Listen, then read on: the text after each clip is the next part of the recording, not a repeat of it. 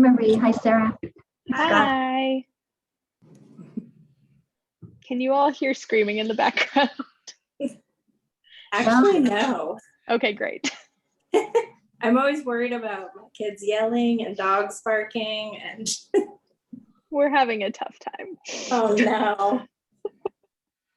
2 is hard. Yeah, you have 2 really little ones too. Oh yeah, 2 years old is really hard. My 4-year-old's just great, but the 2-year-old is just chaos.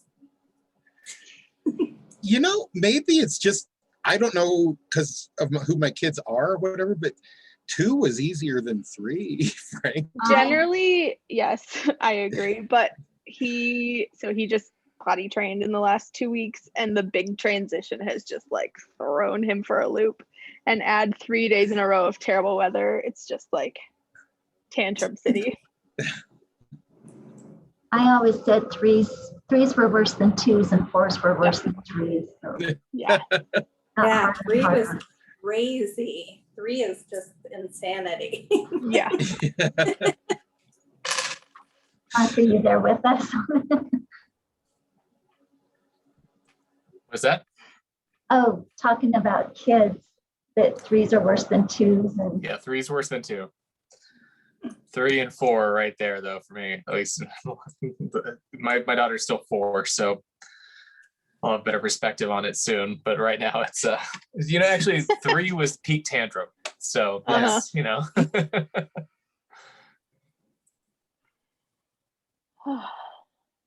Marie, you're fine if you're Okay. Well, if you hear in screaming the background.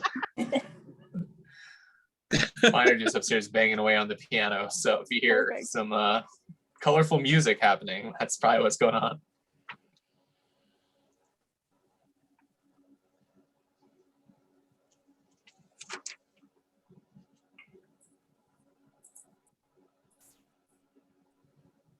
And Amy, Andy did email. He did not think he was going to be able to join the meeting.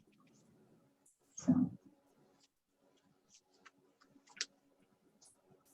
we still have enough people though, right? Yeah, Helene just signed on, so we've got a quorum.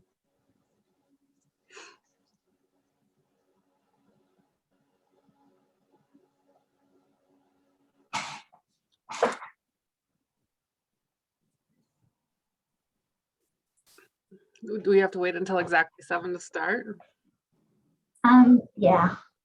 Okay. Just making sure. There's still a couple people that can still sign on.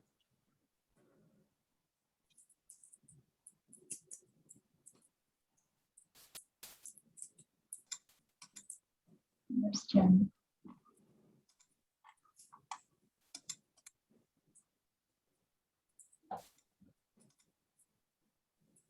I'll go and share screen and then feel free to start the meeting whenever you want. All right, let's call this meeting to order. It's May 11th, and Debbie will do the roll call. All right, Chair Amy Wilson. Here. Vice Chair Marie Hoda. here. And I'm Dave Cuesta is signing on right now. Bryn Dunning just joined the meeting. Helene Federici. Here. Scott Gilbert. Here. Sarah Harkness. Here. Guy Mason has not joined the meeting. Austin Stryker. Here. Thank you. City Council member Dave Cuesta. Good evening, present. Inglewood School Liaison Jen Hubbard. Here. And excused, we have Andy Sakaris. Staff, we have Director of Parks, Rec, Library and Golf, Christina Underhill, and Library and Cultural Arts Manager, Mark Mullis. All right, thank you. All right, so now we should approve the minutes from last time.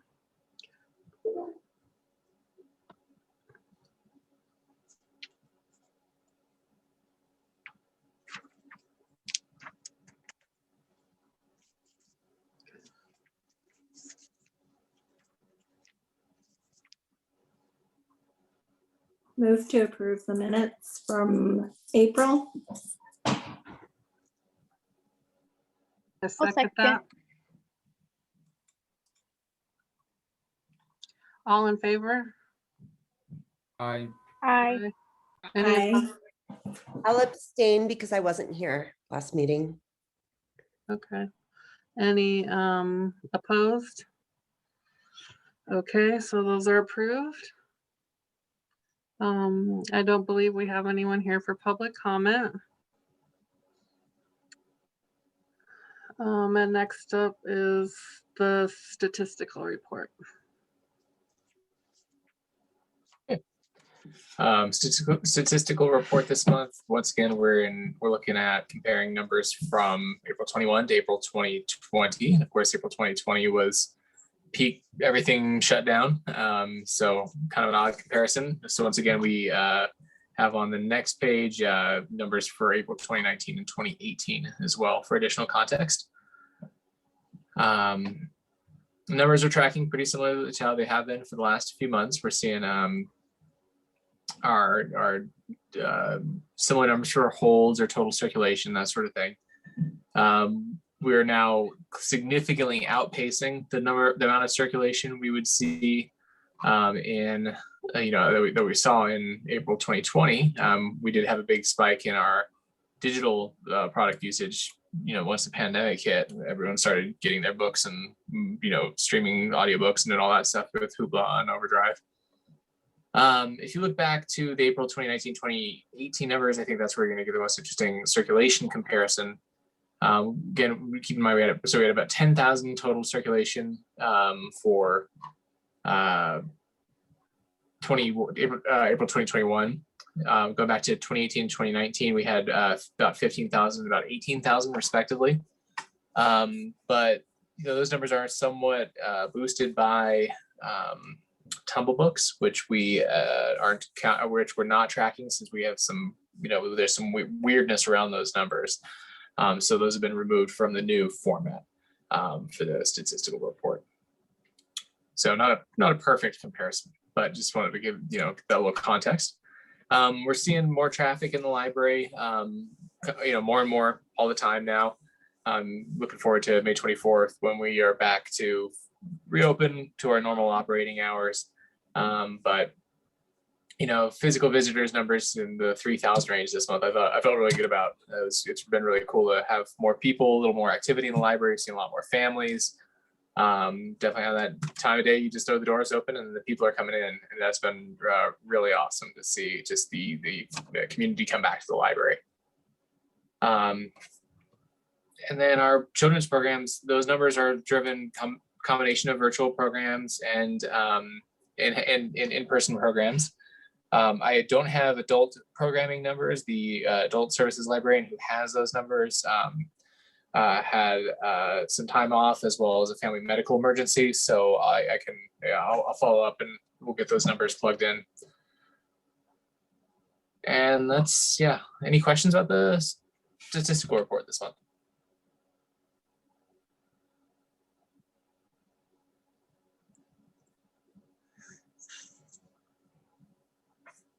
I don't have a question about the report, but just something you just said. It's certainly heartening to hear that you're seeing families come back into the library.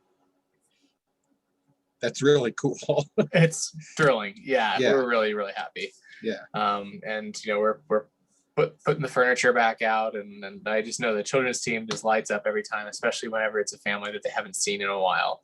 Yeah. That first visit back to the library, or at least for the first time, they see that particular staff member. It's always just that really happy moment. So yeah, it's been heartwarming.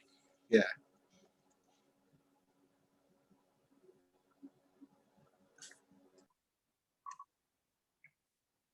All right, cool. Moving on to the action plan. Obviously, the first item in the action plan is always about restoring library services. It's hard to describe what's going on right now, other than it's just we're doing everything. I mean, we're putting the furniture back out throughout the library. We're training staff on the events calendar, like the study room and meeting room reservations. We're preparing the meeting rooms and the study rooms for use by the public again. We got a couple of different painting projects happening in the library. It's a lot of, and we're, throughout the pandemic, we're quarantining materials, roughly a 5-day quarantine on everything. And we're now in the stage where we're trying to catch back up.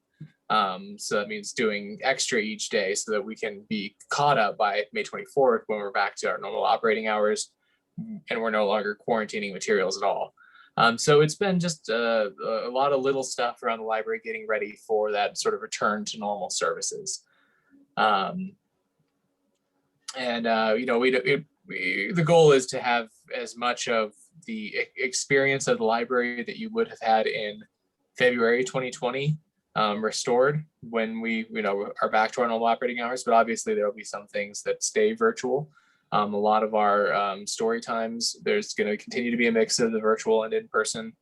We're going to have meeting rooms and study rooms back, but face masks are still going to be required. And of course, we've made some changes to the physical layout of the library in the last year. So like I said, it's a lot of little stuff right now. Are you continuing curbside? We are. So Okay. we're only seeing about 5 to 10 a day requests for curbside at this point. Yeah. So we think that when we're back to our normal operating, and some of those are when people are showing up during our midday closures. And so they have no other way of getting materials. So we anticipate only getting a handful a day post restoration of normal operating hours. So we think that, if that's the kind of volume we're seeing, we'll be able to, meet that need. And we want to commit to continuing to meet that need, at least until there's a true, quote unquote, all clear on the pandemic, if there will ever be such a thing. And we would like to be able to continue to offer this just going forward. We think for some patrons, it might just be the new normal. And to the extent that we can support that, we want to. And, it does create, if you only have one person working the circulation desk and they need to go run an item outside, that can create a problem because then somebody comes up and they're like, where's the staff? So, we're trying to figure that out, but if we have sufficient staff coverage, we think we'll be able to continue it. And so that'll still just be until 5 o'clock. We're not going to be doing curbside after 5 o'clock, partly because we have fewer staff in the library at that point, and also partly for safety reasons. Just when it's dark outside, it feels a little less safe to send people outside. Yeah. Awesome. All right, cool. So some of our marketing efforts, if you come in the library now, you'll see that one of our staff members, Christina Hughes, give her credit, designed and printed physical events calendars for our May programs and events. So we're going to try to make that a monthly thing. The children's team has had a monthly handout for a long time, but we did not have one that also included adult programs. So we now have the physical events calendars. And the city communications team has been doing some city TikToks in the library. They're cute. I recommend if you have a TikTok account, follow City of Englewood. The communications team is doing some pretty creative stuff. All right. So the website and some digital services. We spent some work this month, Michelle and I, redesigning the research databases page, making sure the links are up to date. We still have a few that we're trying to figure out.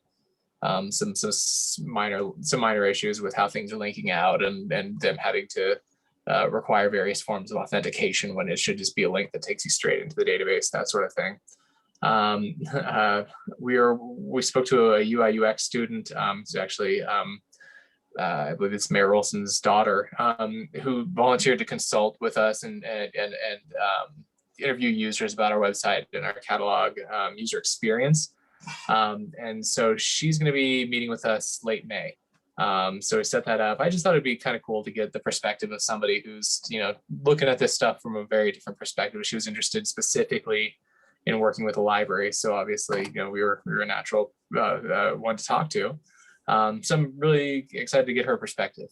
The other thing that we've been doing that I didn't write down here is, I mentioned before that the email newsletter is by far our most successful marketing platform. The City of Englewood was previously using My Emma, the newsletter service, email newsletter service to do those. They're switching to a platform called Gov Delivery. And so myself, Megan Kennedy, who is the sort of supervising the staff member who does the email newsletter, and then Matt brought us, the staff member who actually puts together our email newsletter each month. We're all learning that new platform so that we can continue to maintain that email newsletter. And so I'm expecting in June it'll look a little bit different, but it'll, content-wise should be familiar. All right, make other improvements to the library. We have a fairly new staff member. She started back in January. Her name is Kelly, and she likes to do murals. A lot of different types of art, but she enjoys doing murals in particular. And so we knew we wanted to do that resources wall, just a place to collect, resources in different categories. So I think I mentioned this before, but she's working on a resources forest themed mural. And she began work on it this month. We've, bought supplies. She's primed the wall. We've got everything set up. So over the next couple of weeks, if you come visit, you should see some of the progress on that. And so we're really excited about that. We also, the other paint project that's going on is this Friday, we'll have the painters out. We have a contractor coming out to paint the Altenbach room, and since that's the one where we're converting to a team space. They're painting it with livelier colors. So the children's staff were, getting that prepared, and getting most of, we've kind of been using it for general purpose storage. So getting stuff out of there, getting everything away from the wall. We had a couple different contractors that we met to talk about meeting rooms in the tech lab. We're adding, late last year, we bought large televisions to go into the meeting rooms, as well as a projector for the tech lab. And we are working we've had electricians out, and as well as a sort of multimedia equipment installer for things like making sure we have a wall panel for your HDMI input. So if you're a presenter, you're coming into the library, you're going to use one of our meeting rooms, you need to plug your laptop in so that you can project if you're using the tech lab, or you can use the TVs if you're using one of the meeting rooms. You need to plug into the HDMI port, right? Simple enough. Well, the TVs have HDMI ports, and you can plug directly into those, of course, but those are only rated for 100 basically insertions of an HDMI cable. Over time, those break down, and those are soldered directly onto the panel. So if that breaks, you're replacing the TV. So that's the sort of thing we're having to deal with. We're getting the contractor out to have it so that it's a wall panel HDMI connection. And then if we ever need to replace it, it's a $2 part, not a $800 TV. So those the electricians came out. The multimedia contractor was out just this last week, so he'll be out to finish the job over the next couple of weeks.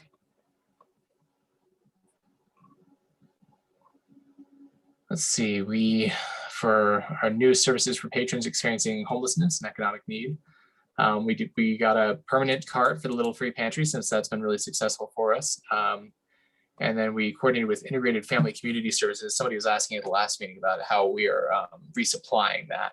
And so we've done it a couple of times now, and they've been really helpful, very responsive. And basically we tell them they'll tell us what they have extra. We'll tell them if there's anything particular we're looking for, and then we just have a staff member come by and do the pickup. And that somebody is able to do that just on their way into work. So we're really happy with how that's working out. The other thing not listed here, I think it's really important though, is we have been putting the furniture back out in the library. So there's just more place for people to, if we were coming to the library, they just need a place to be for a little while. We're not putting furniture back into the circle, the sort of the main area as you walk into the library. Since we redid some of the shelving there, we wanted to, we have some new display shelves that are going in there. We just thought it was better to leave that as sort of a walkable space and not to try to put a bunch of furniture in there like we had previously. And so we've been focusing on, as we're introducing the furniture, just putting it into the wings of the library. So just sort of back corners out of the way so that it's a comfortable place for people to be, but it's not kind of in the flow of traffic. All right, launching new services for homebound patrons. We've resumed deliveries on Englewood at Home. starting with a few of our patrons who live at the Meridian. And then we have a couple others around town who've been requesting homebound. And so we're just slowly bringing that back up to speed. We have a staff member who's been running those. Previously, we used volunteers for that. We're kind of exploring options. If it's the sort of thing that makes the most sense to have a volunteer do, that'll be the direction we go. But we have a staff member who's been interested in helping out with that, and she's able to take care of it pretty easily. So far, the volume has not been more than she can handle. We're really happy to be working with those patrons again. All right, launching the AV recording studio. I met with IT to discuss some preliminary project requirements on this one. And we're in the process of researching similar projects at neighboring libraries, still considering the scope of the project, the degree to which we want to have some modularity on this one. So I know this was a sort of a mid to late 2021 project. We're not really active on it yet. But I did just want to provide an update. It's something we're still thinking about, and probably will get serious on this one toward the end of the summer, and then post summer reading 2021 when we have a little bit more. We're back in the routine of normal operations. We're getting past summer reading, and then we'll be ready for a project like that. Improving access to local history materials. We have three staff members who are doing just a great job working on the archive for us. It's in a state now where we are on the website. People can set up a time if they want to access the archive. They can come on down. And I was not always comfortable with that. I don't think libraries really even offered that in quite some time. So they've been organizing and cataloging materials from the fire department. And apparently that was quite chaotic. They described that as the most disorganized collection in the archive. And so that's where they wanted to start. One of the staff members, Christine is her name, and she's a MLS student. And so she's taking an archiving class. So they put together finding guides, which is sort of a text document, itemizing everything that's in that part of the archive. And so she's put that together for her class. And once she's able to give us a copy of it completed, we're gonna upload it to the library's website. And we'll use that as the template that we follow for other aspects of the archive. And that way, not only will we have on the website saying, hey, come on down and access this archive if you're interested, but we'll actually have lists of everything that's available in there. So it'll be something where people will be able to, anyone who's interested in doing the research will be able to see immediately, like, oh, actually, I would love to visit that. Or no, those aren't quite the kind of things I'm looking for. All right, other improvements. We've done a lot of rearranging of the library. We moved the biographies from where they were, sort of past the public restrooms, to a more prominent position at the front of the nonfiction area. So that required shifting all the nonfiction collection back so that it freed up the first range of shelves there, sort of between the nonfiction collection and the computers. And we were able to move the biographies onto that. I'm really happy about that because I think the biographies are such a great collection. A lot of popular books are biographies, and they were kind of hidden away in our library. I've seen a lot of libraries will stick them at the end of nonfiction, sort of as an afterthought. But in terms of popular materials, they're just much more shoppable than nonfiction. They're much more like a sort of impulse grab and impulse read sort of thing. So happy to have the biographies more upfront. This whole project has been about taking those shelves that were in that back area past the restrooms, moving the collections off of them, finding other homes for them in the library so that we could repurpose that shelving. We've mounted it at the back of fiction, at the back of nonfiction. So that gives us more shelving to work with there. It also, I think I've mentioned previously, that's sort of low visibility from the security cameras perspective. So it was kind of a challenging spot in the library. It's as far away from staff as you can be. It's not visible in the security cameras. And so now instead of there being seating or kind of like little nooks that you can hide in back there, there's shelving for the collection. And instead that space past the bathrooms is now almost totally open. There's one more range of shelving that we're working with the facilities department to break down. We're taking the shelving anywhere we can, and we are sort of storing it on the existing shelving. So when you come visit the library, what you'll see is if you walk through the fiction collection, we're working our way from the back to the front.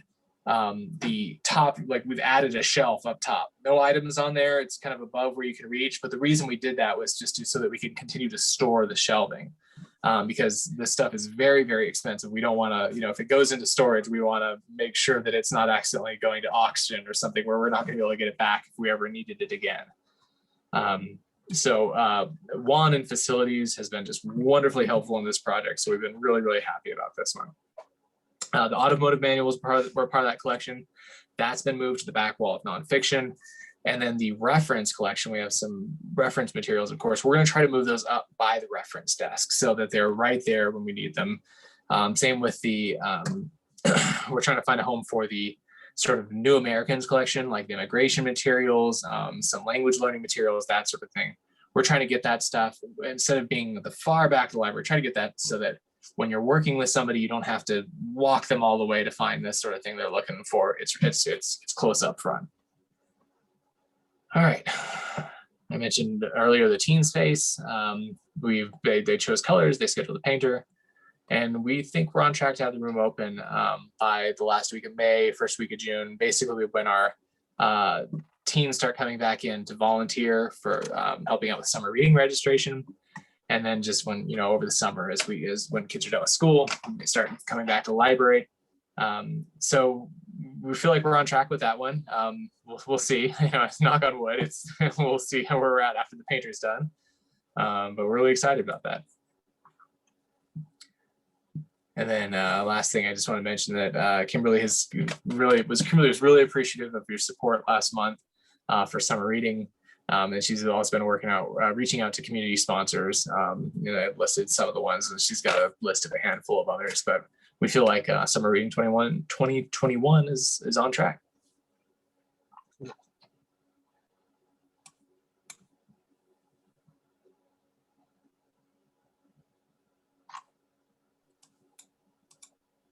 Does anyone have any questions or comments about any of that before we move on?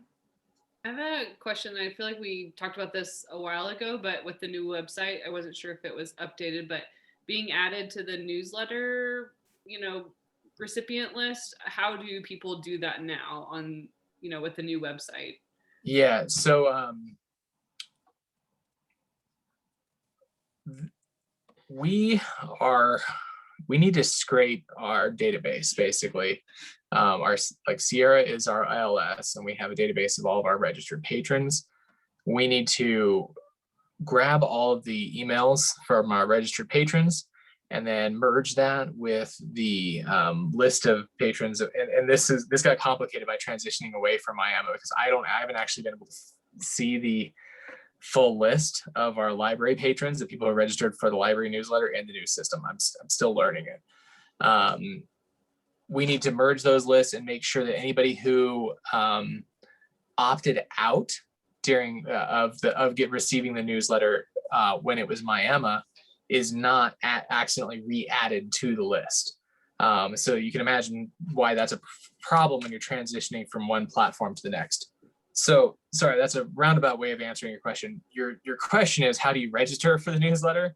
And the answer is, right now, if you sign up for a library card, we think that is if you provide us your email address, we're gonna go ahead and register you for receiving that library newsletter. And we're gonna make it very simple to opt out, so that if you choose not to get it, you won't. But in order to that's the way we want this to work. We need to work with Marmot, which is the consortium that actually manages our ILS for us, but manages Sierra for us, to be able to get that list so that we can get it, let's say, once a month. We're getting the list of all of our registered email addresses and then merging that with the existing list, so that we're adding the new people without actually accidentally re-adding our people who've opted out of receiving the newsletter.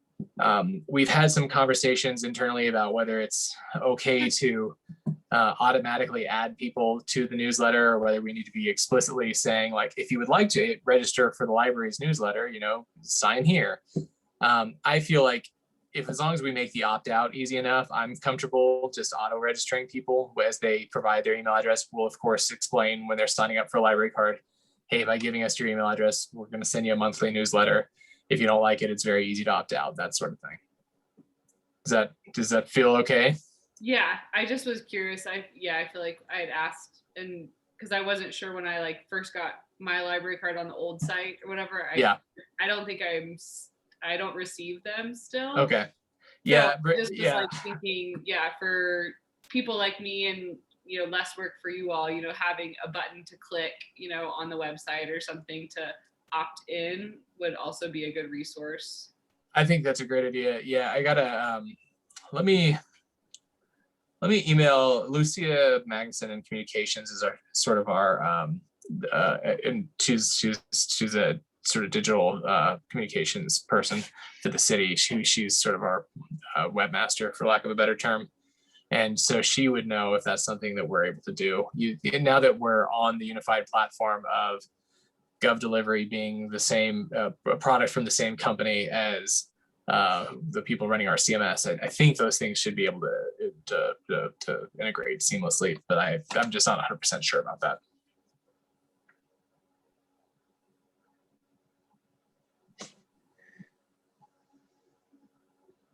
All right, are we ready to move to new business? I think the first thing is future library capital improvement projects.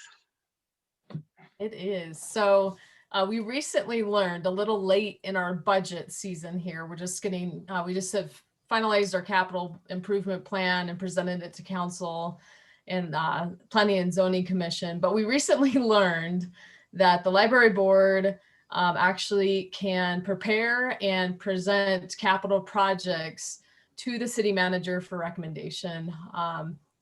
So like I said, we're a little late for this year in doing that. So my recommendation for capital improvement projects is to spend this year kind of brainstorming ideas that you may all have to move forward with potentially for and recommend in 2022 for 2023. So if you're not familiar with what a capital project is, it's a project that helps maintain or improve a city asset. And what qualifies as a capital improvement. So it's not purchasing books, magazines, computers.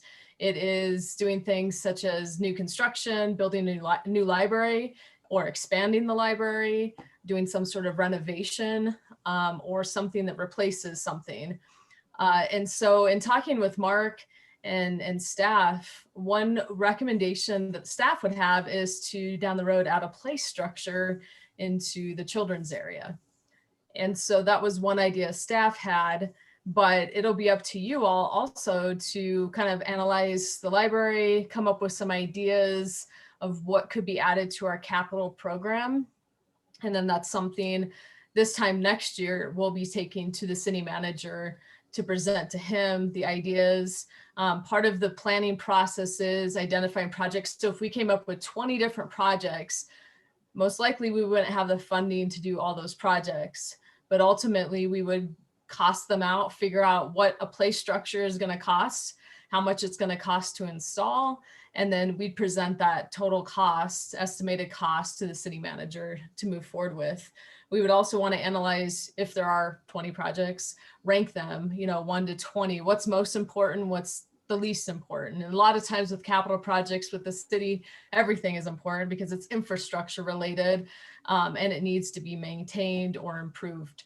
So I wanted to just let you know that's something that's coming back to you all for ideas, and we'll have it on the agenda probably a couple times. If not, we can bring it up each meeting if needed, if somebody has an idea they'd like to share, and start the list this year and finalize it probably in February of next to have it ready to present to our city manager around March and April. Then it goes to view by council and various committees that help with the budget. So the recommendation is we don't have time to do it this year, but we'll postpone it and plan for it for next year to be implemented in 2023 if the funding's available. So I just want to give you that update. It was something new we learned. We didn't know the library board had that authority to do so. Our contractual attorney's office was reviewing our charter and code and happened to find that we have a handful of committees that are very similar to yours, the board, that have this capability. So any questions? That's interesting. Are they the boards and committees that are established by charter, basically? Correct, yes. Yep. So like the Parks and Recreation Commission has that authority to recommend projects. Granted, they're a little different because they have a master plan, park projects, playgrounds, open space, trails. So there's a little bit more that is definitely capital improvement project focused. Whereas the library, it's fairly status quo. You have an operating budget and usually manage out of that budget. But this gives an opportunity to expand. And it could be down the road if the library were to ever move out of its current location into a new location, that would be considered a capital improvement as we move forward. So there's a lot to consider. There may not be a lot that we come up with, but if there is, that's great. And we'll take that in stride and present it to the city manager. I have a question about the capital improvement projects. Do digital assets count as capital improvements? So for example, like app development, because I think that if you're looking at like a year or more out to even like pass the idea, it might not be too early to think about ways to beef up like the decentralization of the library more through like maybe an app. Sure. Yeah, we can definitely add, I think it's dream big, add it to the list. And then we find out, we can approach our IT department, our finance department and say, okay, what qualifies? What's something that should be out of the general fund and go from there. So we won't disqualify just anything yet, but so that's a good idea, Helene. We can add something like that to the list.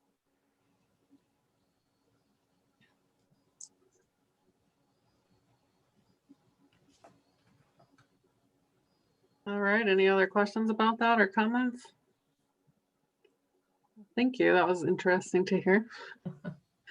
The next thing is in-person meetings. I think Marie wanted to talk about this. Yeah, I just know we talked about it earlier in the year and now vaccinations ramped up and just wanted to get a temperature check from everyone moving forward. We still have to be 6 feet apart, right? At this point inside? Does anyone know? Probably, and masked. I don't mind the mask, but we don't have a way to be 6 feet apart in that room, I don't think.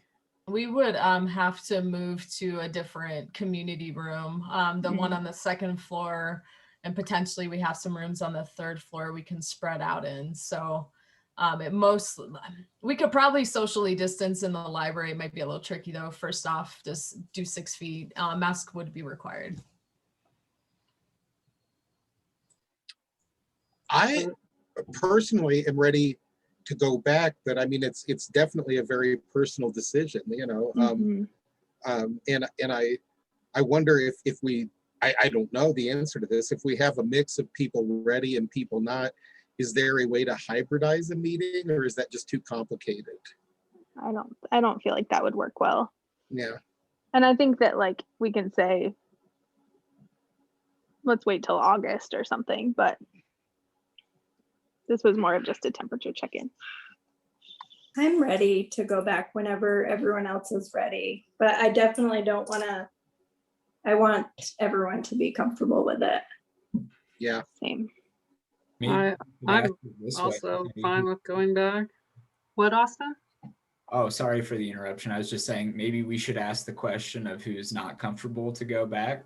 Sounds like everyone so far is slowly saying they're comfortable. I'm comfortable, so. Is there anyone that doesn't want to? Is that putting people on the spot? I don't know. I'm like a question mark only because July we'll have a newborn. Congratulations. Yeah.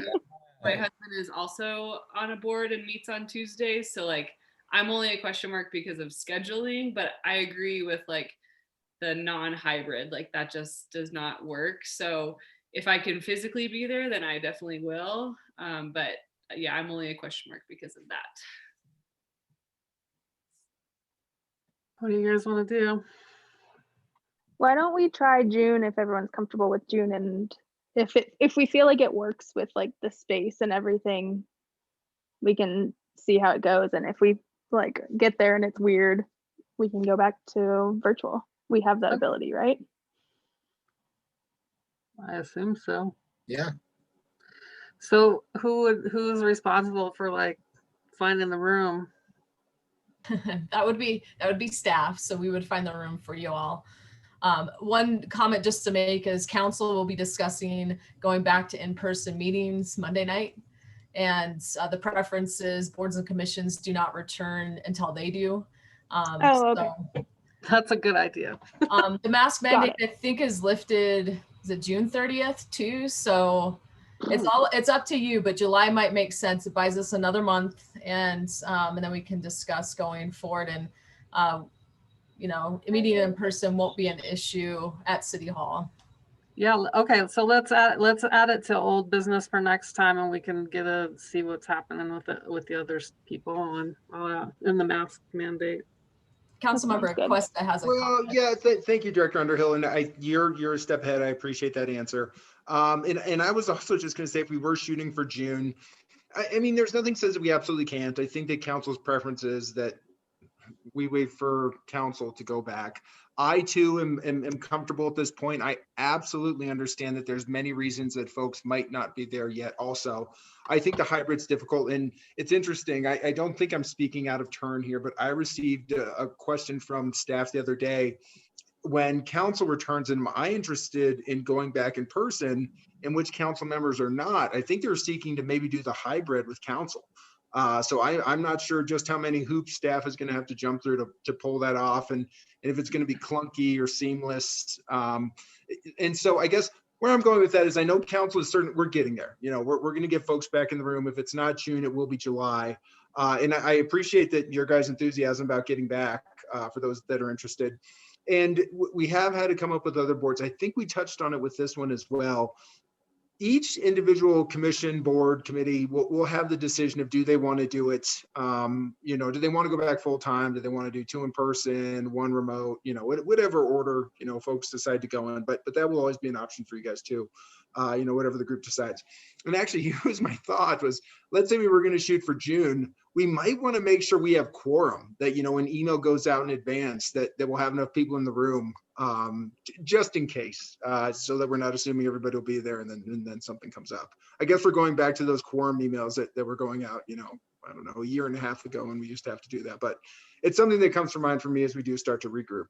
But thanks, guys, on this one. And it's a sensitive time. We're in that transition point, it feels like, and it's definitely it's feeling go day to day. So thank you, but I'm happy to go with the group. And I guess, and I'll leave it with Stu. It's been tough, and I really appreciate everybody sticking through this for, man, it feels like an eternity. I guess it's been about 14, 16 months now that we've been going remote. So I appreciate everybody just weathering this and bearing with it. I appreciate we've had, it seems like, incredible attendance through this. And I think I've, truth be told, probably been the worst, which I beg pardon for. But thanks to the group, and I'm looking forward to us, be it continuing by remote or in person, everybody, sticking to it. So thanks again. I'll stop. So should we talk about it again next month and maybe go back in July? Does that sound okay with everyone? Or maybe August, if that's better too. Yeah. Whatever. It'd be really nice if the mask mandate was in there. So that's not the end of the world. Yeah. Okay, well, we'll add that to old business for next time. Cool. Thanks, all. Was there any other comments about that? Okay, do we have any old business that's not on the agenda that we need to talk about? No? Well, that brings us to staff's choice. Any comments from the staff? Yeah, I wanted to mention, if you're familiar with and previous years, we did a free lunch program at the Civic Center during the summer for anyone under the age of 18. That will be coming back starting June 1st. It will be in the north side lobby inside the Civic Center. And so that will be, again, free to anybody under the age of 18. They do ask the meals are eaten on site. And additional details will be coming out about that. And Jen may even have some, I don't know. But yeah, I'm happy we're able to support that at the library again this year. the only update I have is we're in budget season now. So one of these upcoming meetings, probably in June, if we're at that point, possibly July, we'll present the library budget to you all. It won't change much year after year, but it'll give you an idea of how we budget for operational items. That's all I've got. It's good seeing everybody. Yeah.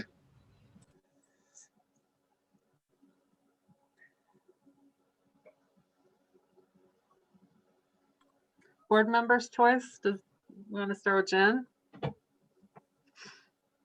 Start with the schools. We are rapidly approaching the end of the year. For good or for bad, we're done. I think the 25th or the 26th. I'm getting the district that I work for mixed up with Inglewood to know which day is the last day. But we are having in-person graduations. I think I mentioned that last time. We're having them at the new stadium, so everything will be outside. There's nothing being held inside. So everybody's super excited to be able to actually have a real graduation ceremony this year because we were unable to have anything in person last year. Of course, we're doing a lot of the awards ceremonies and things like that. All of them are being held outside. You guys have to hope for sunny weather on the 22nd because we are having graduations outside, rain or shine. So either bring your poncho or your sunscreen, I guess, you never know, or both, as Colorado does. I'm trying to think as far as free lunches. I know that in the past we've done lunch programs over the summer. I would imagine that it would continue, but I honestly don't know. I'll have to check on that. It's happening for sure. I just couldn't remember because in years past, if you were an adult, you could pay and you could reduce lunch. I don't know if that detail is going to hold true. So it's details like that I don't have yet. But I know that the program is definitely happening. Yeah, because I'm usually they do summer lunches. Sometimes they do breakfast lunch, where they'll give them a little bag and it's got at least breakfast and lunch, if not breakfast, lunch, and dinner or snacks or something like that. So yeah, we'll do free lunches and all that fun stuff. So it's really end of the year and just trying to get everybody through. Everybody's tired, kind of push through to the end. But other than that, I don't really have many updates. I know we're working on budget as well, with they call it ESSR money. It's another round of stimulus money that came from the federal government, or that will come, I think, the end of this month or something like that. It actually helped us budget wise a lot. And then the governor is supposed to pay back some of the budget stabilization factor, basically money that they took from us. In the past, they're trying to pay some of that down. So things aren't looking as horrific as they were a year ago. So that's always nice. But yeah, I think that's all I can think of. Thanks. Does anyone else have anything they want to update? I'll just mention, I grew up in a place with largely terrible weather, and I lived on the Oregon coast where it's rainy much of the time. But all my years in Colorado have so spoiled me that 3 crappy days have me about ready to just give up, I've really lost my tolerance. It's so true. Anything else? I'll go. I don't even know when it was. Time has no meaning to me during this pandemic. Every year, Inglewood High School puts on a play, and every year I'm like, oh yeah, let's go to that. And we never have gone until this year. We went and saw Annie, and it was amazing. And I highly recommend checking out their plays every year, whether you have kids there, whether you have kids, period. It doesn't matter. It was really fun. Cool. That is cool.